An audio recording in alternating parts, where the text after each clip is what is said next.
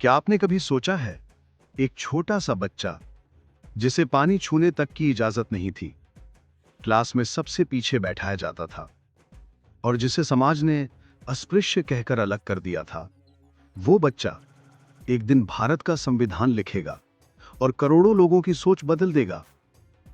ये कहानी है डॉक्टर भीमराव अंबेडकर की, वो शख्स जिसने सदियों की बेड़ियां तोड़ी और एक नया भारत बनाने की नींव रखी। नमस्कार साथियों, जय भीम। स्वागत है आपका हमारे चैनल जय भीम में, जहां हम आपको लेकर चलते हैं डॉक्टर अंबेडकर के जीवन, संघर्ष और विचारों की प्रेरणादायक कहानियों की ओर। आज हम बात करेंगे उस सफर की जो एक छोटे से गांव से शुरू होकर कोलंबिया यूनिवर्सिटी तक पहुंचा और जिसने भारत के इतिहास को हमेशा के लिए बदल दिया।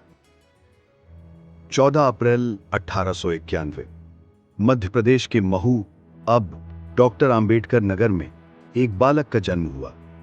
नाम रखा गया भीमराव। वे महार जाति से थे जिसे उस समय अस्पृश्य माना जाता था। पिता रामजी मालोजी सकपाल ब्रिटिश सेना में सूबेदार थे। सेना में होने के कारण वे पढ़ाई लिखाई और अनुशासन को बहुत महत्व देते थे। मां भीमाबाई एक धर्मनिष्ठ महिला थी जिन्होंने कठिन हालात में भी अपने बच्चों को अच्छे संस्कार दिए।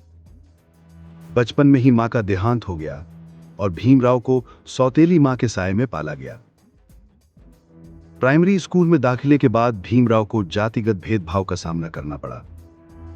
पानी पीना मना था, चटाई पर बैठना मना था, किताबें, स्कूल की सामग्री सब अलग।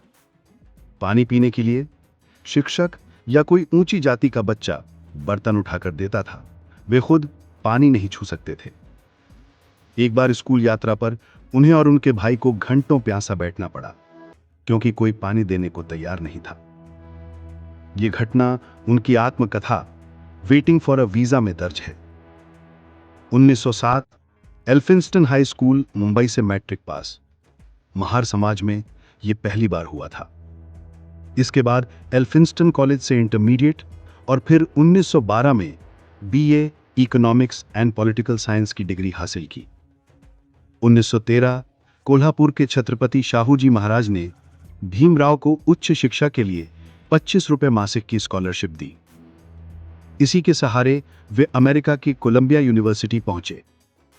वहां उन्होंने सिर्फ अर्थशास्त्र ही नहीं बल्कि सोशियोलॉजी, हिस्ट्री, फिलॉसफी जैसे विषय भी पढ़े। 1915 में एमए की डिग्री, 1916 में पीएचडी की शुरुआत, और इसी दौरान उन्होंने castes in India, there mechanism, genesis and development नामक रिसर्च पेपर प्रस्तुत किया, जो आज भी समाजशास्त्र के क्षेत्र में महत्वपूर्ण माना जाता है। 1917 भारत लौटने के बाद फिर वही पुराना भेदभाव। बड़ौदा में नौकरी के दौरान ऊंची जाति के सहकर्मी उनके साथ पानी पीना तो दूर, एक ही टेबल पर बैठना भी नहीं चाहते थे। ये अनुभव उनके मिशन को और मजबूत कर गए। समानता और न्याय की लड़ाई। भीमराव अंबेडकर का बचपन हमें सिखाता है, कठिन परिस्थितियां चाहे कैसी भी हों, शिक्षा सबसे बड़ा हथियार है। भेदभाव का सामना करने के बाद भी मेहनत और लगन आपको नई ऊंचाइयों तक पहुंचा सकती है। और जब मौका मिले तो सिर्फ अपने लिए नहीं, पूरे समाज के लिए आगे बढ़ना चाहिए। दोस्तों, डॉक्टर अंबेडकर का जीवन संघर्ष और सफलता की अद्भुत मिसाल है। अगर उनकी कहानी ने आपको प्रेरित किया तो इस वीडियो को लाइक करें, चैनल को सब्सक्राइब करें और इसे अपने दोस्तों के साथ शेयर करें। फिर मिलेंगे जय भीम के अगले एपिसोड में। जय भीम, जय संविधान।